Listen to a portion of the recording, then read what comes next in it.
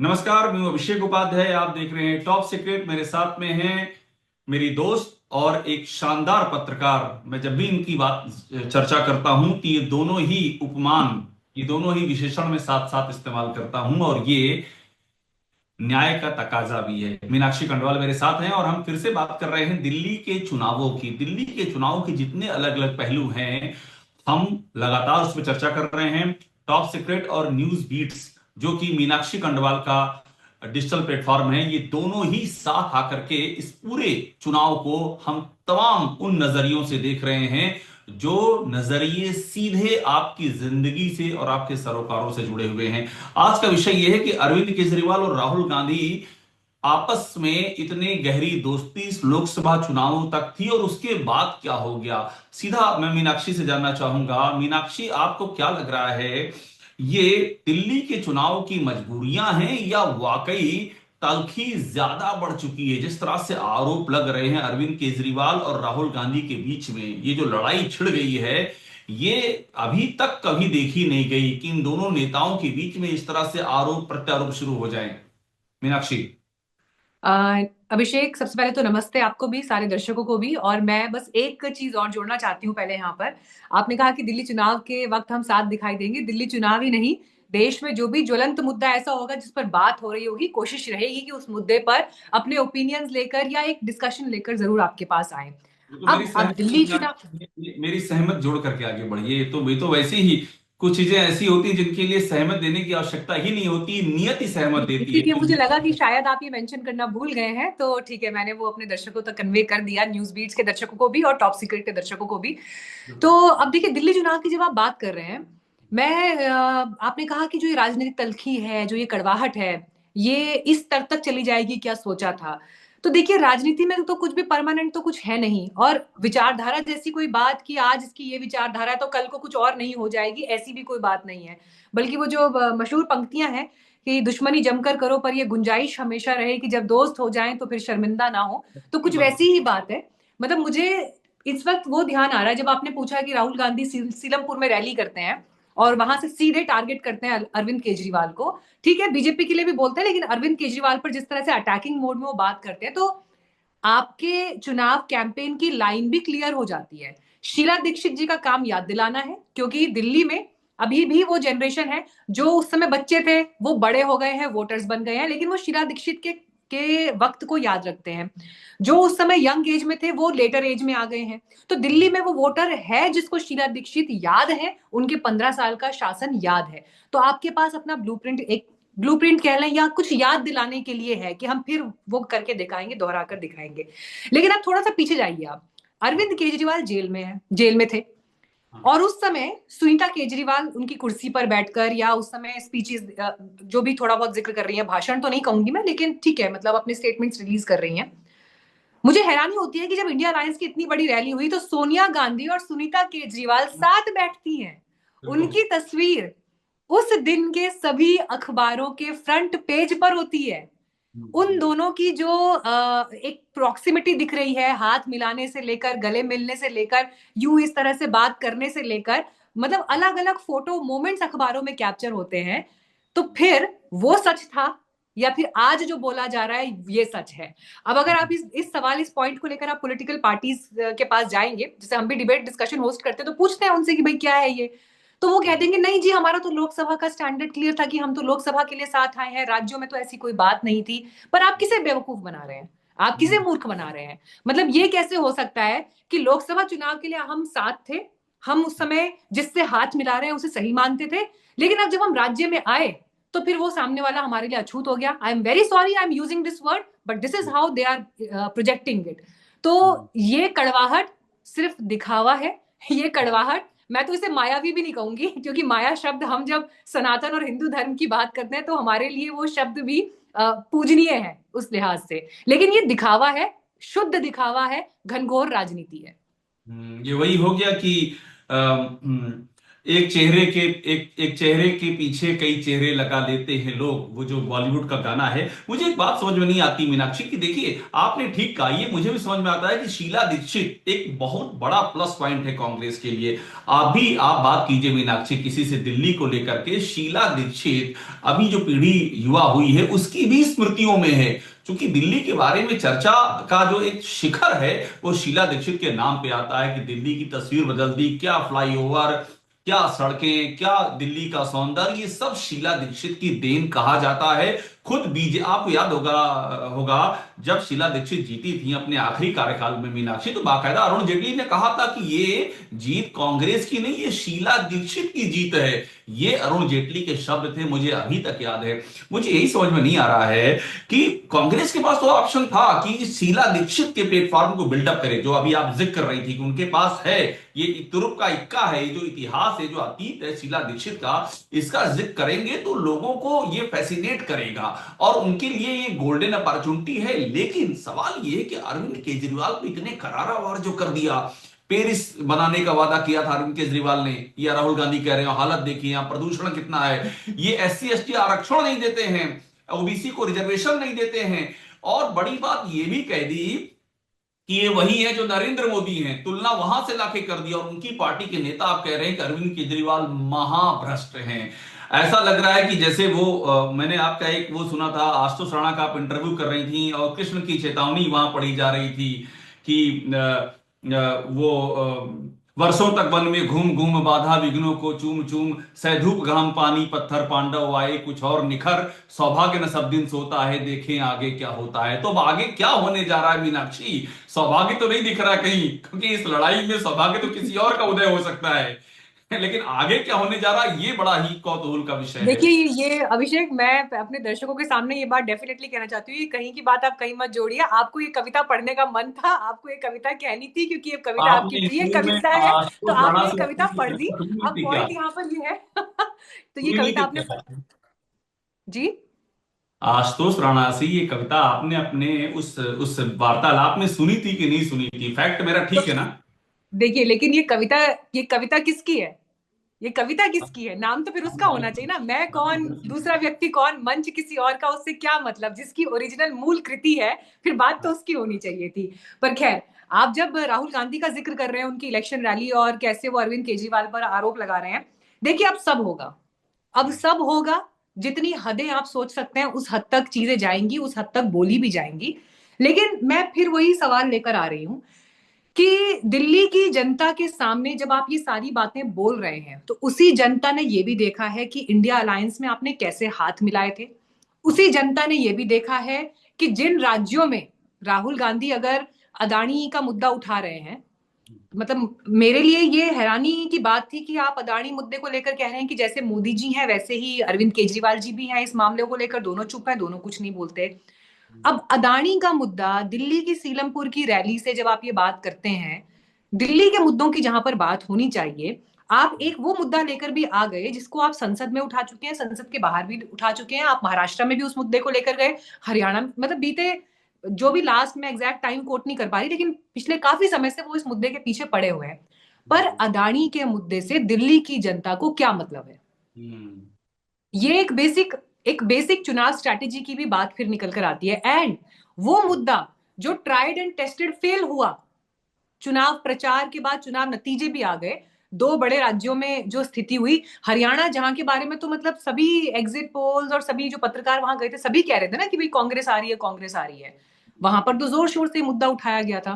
तो देखिए, मुद्दे की बात यह है राहुल कि गांधी का हल्का सा रोकूंगा, राहुल गांधी कई नए मुद्दे उठाते भी हैं क्या कभी? एक ही मुद्दा अडानी अडानी और वही ओबीसी रिजर्वेशन, और 90 आईएएस में से सिर्फ 3 ओबीसी के, ये पिछले कई सालों से आप देख रही होंगी यही 3-4 चीजें। वो कहते हैं कि मैं भाषण टेलीप्रॉम्प्टर देख के नहीं देता हूं, मैं तो जो मन में आता है बोलता हूं। उनके मन की जो जो सुई है इन्हीं 3-4 मुद्दों पर अटकी हुई है। और आप ये ठीक कह रही है, मुद्दे लगातार पब्लिक से कनेक्ट नहीं कर पा रहे हैं, वो दिखाई दे रहा है, क्योंकि संगठन आपका तैयार नहीं है, आप उन्हीं बातों को दोहराते। तो क्या ये लड़ाई, ये 2029 की लड़ाई है क्या मीनाक्षी, लीडर ऑफ अपोजिशन? क्योंकि कहा जा रहा है देखिए अरविंद 2000 केजरीवाल ही चैलेंजर 2000 है। 2029 की लड़ाई तो डेफिनेटली है, क्योंकि दिल्ली का नतीजा यहां से आगे इंडिया अलायंस का, मैं ये नहीं कहूंगी कि इंडिया अलायंस का फ्यूचर या उसका एग्जिस्टेंस क्या बचता है, वो तो अपने आप में बहुत सवालों के घेरे में है। और इंडिया अलायंस फेल होगा। फेल किस सेंस में, कि आप अपने छोटे छोटे हितों के ऊपर नहीं बढ़ पाएंगे। क्षेत्रीय हित जो आपके छोटे छोटे हैं, ये पहले दिन से, डे वन से सबको पता है। हाँ, कहानी सिर्फ इतनी थी कि कब तक आप सस्टेन कर पाते हैं, कब तक सरवाइव करते हैं, यही देखना था। अब इंडिया अलायंस पर जो थोड़ी बहुत बातचीत भी अभी हो रही है, वो इसलिए हो रही है कि क्या ये माइनस कांग्रेस होगा या विद कांग्रेस होगा। बात अब सारी ये है कि इंडिया अलायंस में अगर कांग्रेस पार्टी है, तो कांग्रेस पार्टी की, राहुल गांधी की लीडरशिप, इंडिया अलायंस की जो बाकी नेता है, अखिलेश यादव, ममता बनर्जी, अरविंद केजरीवाल, भाई अरविंद केजरीवाल के पास बोलने के लिए है ना कि मैं 15 साल से मैं चीफ मिनिस्टर हूं दिल्ली का, पंजाब में हमने सरकार बना दी, बाकी राज्यों में हम 4 साल में हम नेशनल पार्टी हो गए, संसद में हमारी मजबूत स्थिति है, तो हमारे पास हमारा ट्रैक रिकॉर्ड है दिखाने के लिए। और भारत के चुनावी इतिहास में जो 4 सबसे, मतलब जो टॉप की 5 सबसे बड़ी विक्ट्री हैं, उसमें चौथी सबसे बड़ी चुनावी जीत आम आदमी पार्टी के पास है, अरविंद केजरीवाल की लीडरशिप में है। तो उनके पास है ट्रैक रिकॉर्ड दिखाने के लिए। उनके सामने जब वो चैलेंज करते हैं कि बताएं राहुल जी ने क्या किया, या अखिलेश यादव जब अपना यूपी का रिपोर्ट कार्ड दिखाते हैं, या ममता बनर्जी अपना पश्चिम बंगाल का रिपोर्ट कार्ड दिखाती हैं, तो राहुल गांधी की वो पोजीशनिंग चैलेंज होती है। सिर्फ ये कहना कि देश की सबसे पुरानी पार्टी के आप नेता हैं, गांधी नेहरू परिवार से आप आते हैं, संसद में आप गए, तो ठीक है आप विपक्ष के नेता वाली पोजीशन पर आप आए क्योंकि कांग्रेस के पास सबसे ज्यादा सीटें थी। ये बात कब तक चलेगी और कब तक स्वीकार की जाएगी, ये सवालों के घेरे में है। इसमें और मैं एक बात नक्की और जोड़ दूंगी, और राहुल गांधी को उनके घर से चुनौती मिलेगी, प्रियंका गांधी से चुनौती मिलेगी। बड़ी प्रियंका बात है। गांधी का संसद, जिस दिन प्रियंका गांधी संसद में बोली है, संसद में जब संविधान के 75 वर्षों पर चर्चा हो रही थी, प्रियंका गांधी की स्पीच वर्सेस राहुल गांधी की स्पीच, आप देखिए बॉडी लैंग्वेज से लेकर, बोलने के तरीके से लेकर, अपने थॉट्स को उस क्लैरिटी से कन्वे करने तक की बात, प्रियंका ने सभी इंपॉर्टेंट मुद्दों को छुआ जिस पर संविधान के लिहाज से बात होनी चाहिए थी।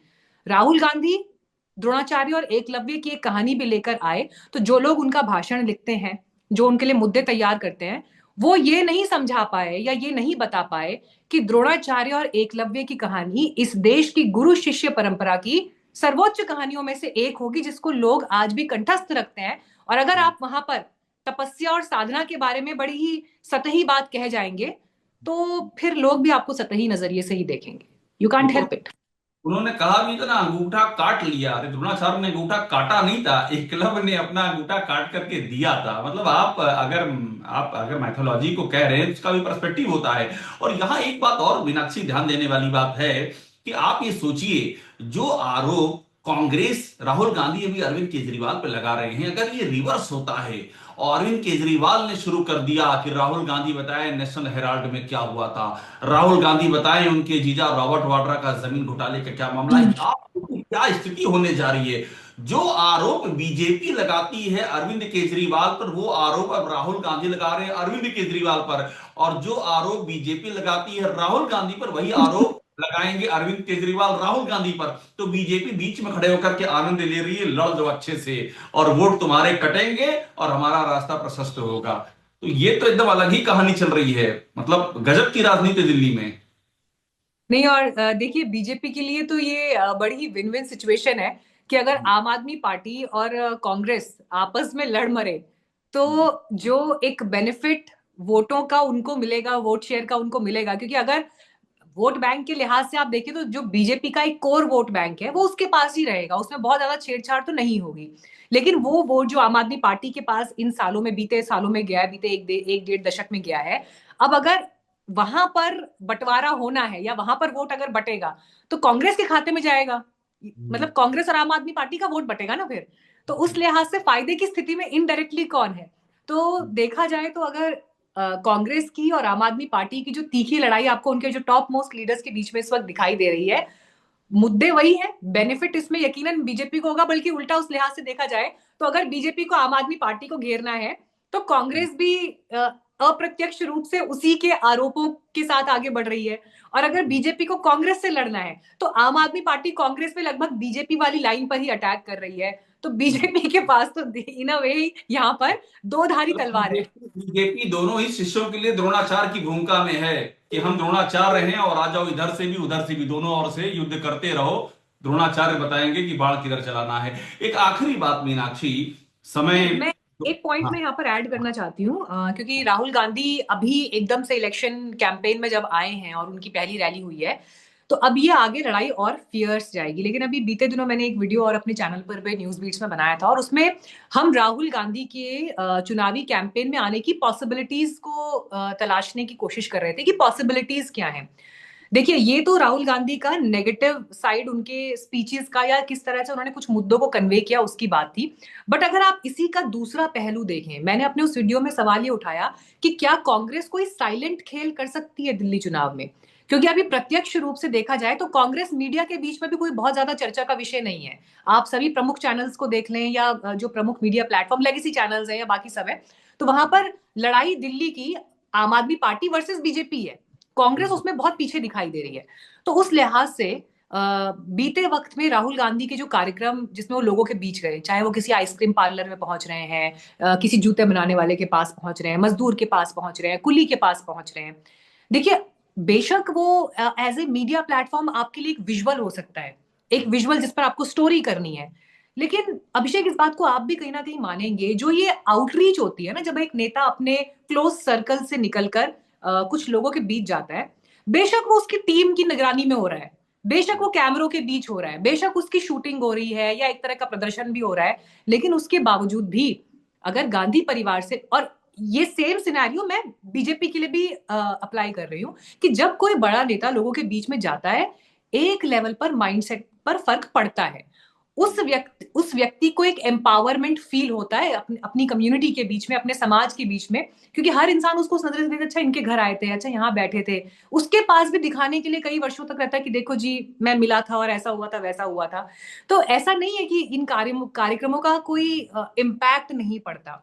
तो अगर राहुल गांधी की जो इमेज बिल्डिंग के लिए उनकी टीम ने जो ये इस तरह की प्लानिंग की है, मैं ये कह रही हूँ कि अगर इसमें थोड़ी भी ताकत होती है, या इसमें थोड़ा भी एक इम्पैक्ट आता है, या वो आउटरीच लोगों को इस लेवल पर कन्विंस करती है कि एक व्यक्ति कोशिश कर रहा है, हमने इसको ट्राई करके देख लिया, इसको भी देख लिया, एक मौका इसको भी देकर देखते हैं। So you never know, you never know. And this Meenakshi, is that silent game that I was mentioning. आप जब बात करती ना तो आपको ध्यान नहीं, कभी कभी आपके जुबान से कुछ ब्रह्म वाक्य निकलते हैं पॉलिटिक्स के, उस पर आप ध्यान दिए बगैर आगे बढ़ जाती हैं। ये मेरी एक छोटी सी टिप्पणी थी। आपने एक बड़ी बात की ना कि राहुल गांधी की इमेज, यही तो हो रहा है मीनाक्षी। राहुल गांधी की इमेज तो बन रही, इसमें दो राय नहीं है कि यहाँ बैठ जा रहे हैं, कोल्ड कॉफी बना रहे हैं, कभी किसान के यहाँ चले जा रहे हैं, कभी छोटे मजदूर के यहाँ चले जा रहे हैं। राहुल गांधी की इमेज तो बन रही। कांग्रेस का क्या हो रहा है? ना कोई संगठन की बैठक हो रही है जिसमें राहुल गांधी जा रहे हो। अब आप सोचिए, बीजेपी के नेता, मैं पर्सनली इस बात को मैंने देखा है, कितनी बार देखा है, रात रात भर जाग जाग के संगठन की बैठक लेना, बूथ लेवल पे तय करना, बूथ कौन मैनेज करेगा वो तय करना, पन्ना प्रमुख तय करना, सब कुछ चीजें कर रहे हैं। राहुल गांधी की जितनी आप देख रही हैं, ये सब इमेज प्रोफाइलिंग, आज यहां कल वहां, ये भाषण वो भाषण। तो ये जो नदी का प्रवाह तो होता है, लेकिन जब नीचे जाती है तो वहां पर मैदान की जगह गड्ढा आ जाता है, तो सारा पानी एक जगह भर जाता है। तो संगठन की बड़ी समस्या है राहुल गांधी के पूरे इस फिनोमेना में। इसलिए समस्या ये होती है कि उनकी इमेज तो बनती है, वो जो ब्रह्म वाक्य आप कहकर के आगे बढ़ गई थी, फिर से वहीं ला रहा हूं आपका, उनकी इमेज तो ठीक बन जाती है, लेकिन पार्टी को फायदा नहीं हो पाता है। एक आखिर नहीं नहीं, बताने लेकिन आपने जो उनकी इमेज की बात की ना, देखिए उनकी इमेज भी अल्टीमेटली तभी बनेगी और मजबूत होगी जब पार्टी चुनाव में जीत हासिल करेगी। क्योंकि राजनीति का अल्टीमेट मकसद क्या है? सत्ता हासिल करना है ना, सत्ता हासिल करके लोगों की और जिंदगी यही बात बदलना तो है है ना, कि सो मुझे कॉल्ड लगता है डेफिनेशन आप अगर मैं यही बात यूज तो कह रहे हैं कि कितने चुनाव जीते हैं राहुल गांधी ने, जो आप कह रही है ना, यही इसका बात जिक्र तो है। मैंने शुरुआत में ही कर दिया, लेकिन मैं फिर वही बात कह रही हूँ कि दिल्ली जैसा राज्य, जहां दिल्ली जैसी जगह, जहां पर 3 बार आपने अरविंद केजरीवाल को गद्दी सौंपी, और इस बार जब वो जेल चले गए, उनकी कैबिनेट जेल चली गई, गंभीर आरोपों का सामना कर रहे हैं, एंटी इनकम्बेंसी है, तो बीजेपी को तो लोग उस सेंस में एक स्वाभाविक चॉइस के रूप में देख रहे हैं। बट कांग्रेस क्या एक कोई साइलेंट गेम करने की स्थिति में है? मैंने उन पॉसिबिलिटीज का जिक्र किया था। अब मैं एक एक पॉइंट यहाँ पर मैं बस और हाईलाइट करना चाहूंगी, जिसके बाद फिर आप ये अपनी बात कंप्लीट करिएगा। आपने बीजेपी के इलेक्शन मैनेजमेंट की बात की। बीजेपी 24/7 × 365 पॉलिटिक्स करती है। उसकी टॉप लीडरशिप उस अंदाज में अग्रेसिव पॉलिटिक्स करती है, इसमें कहीं किसी को कोई डाउट नहीं होना चाहिए। और उनका लेवल मैच करने के लिए जो कैपेबिलिटी चाहिए वो अभी उनके ओपोनेंट्स के भीतर नहीं है। अब यहां से दूसरी बात आती है, एक एग्जाम्पल दे रही हूं मैं। मेरे ख्याल से दिल्ली की, ये मैं सीट के नाम में कंफ्यूज हो रही हूँ, ये वजीराबाद सीट थी या मुस्तफाबाद सीट थी, जहां से बिष्ट साहब जो है 4 या 5 बार चुनाव जीते हैं। करावल नगर और से, जो करावल नगर। करावल नगर से, हाँ करावल नगर से उनको अभी दूसरी जगह से टिकट दे दिया गया है।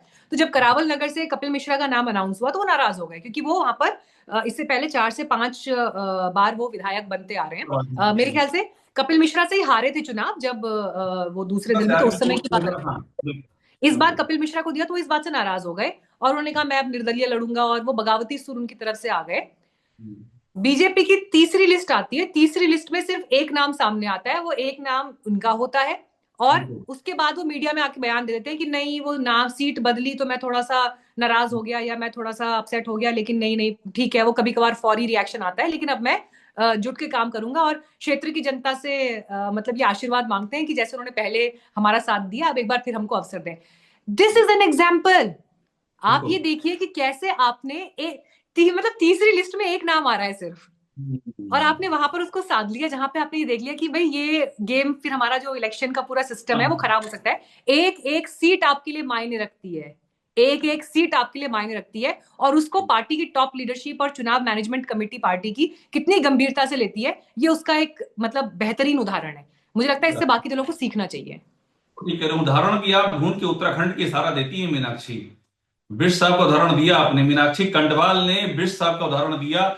उत्तराखंड की जो जमीन वाला मामला है, एक बार फिर से दिल्ली में दिखाई दिया। ये भी एक खबर हो सकती है ना। मुझे उत्तराखंड के बारे में जितने मंच मिलेंगे, जितना वक्त मिलेगा उदाहरण देने का, जितनी बार मिलेगा उतनी बार दूंगी, खुलकर दूंगी। ये इसलिए जरूरी है क्योंकि देखिए हालांकि ये इस वजह से नहीं था, मतलब तीसरी सीट पे अगर एक नाम आएगा तो उसकी बात होनी चाहिए, तीसरी लिस्ट में एक नाम आएगा तो उसके अलग कारण है। मुझे लगता है कि हमें बिष्ट साहब से उनका क्रेडिट नहीं लेना चाहिए कि उन्होंने अगर 4-5 बार वो चुनाव जीते हैं लगातार, तो ये उनकी काबिलियत है और हमें उस पर बात करनी चाहिए। लेकिन मैं स्टिल कह रही हूँ कि उत्तराखंड के उदाहरण जितनी बार देने का अवसर मिलेगा, मैं डेफिनेटली वो अवसर हमेशा लेकिन आपकी हर प्रयोग हर करूंगा। चर्चा में उत्तराखंड को खींच लाऊं, इसकी मैं पूरी कोशिश करूंगा, ताकि इस फ्रंट पे आप एकदम आशावान आशावान रहे कि बस नाम आ ही रहा होगा उत्तराखंड का।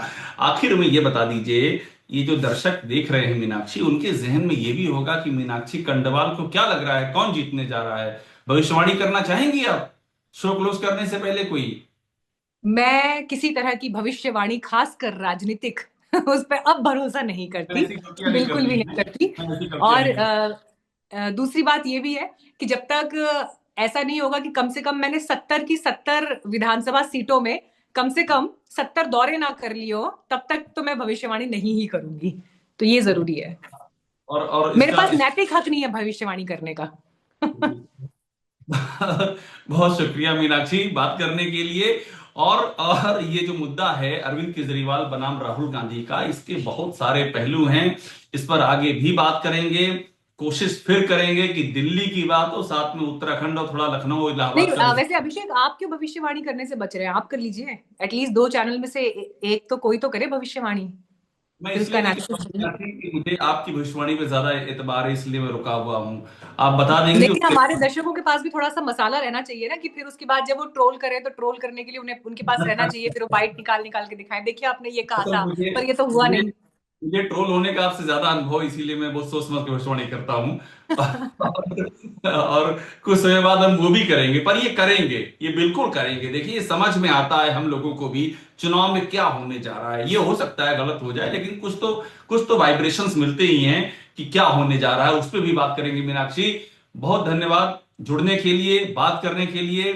न्यूज बीट्स और टॉप सीक्रेट, इन दोनों को देखते रहिए। दिल्ली चुनाव का जमीनी विश्लेषण आपको यहां मिलेगा, और जो भविष्य में होने जा रहा है उसके बारे में भी हम और मीनाक्षी आपको बताने की असफल ही सही, लेकिन कोशिश पुरजोर करेंगे, और क्या पता सफल भी हो जाए। बहुत धन्यवाद मीनाक्षी बात करने के लिए। थैंक यू, नमस्ते।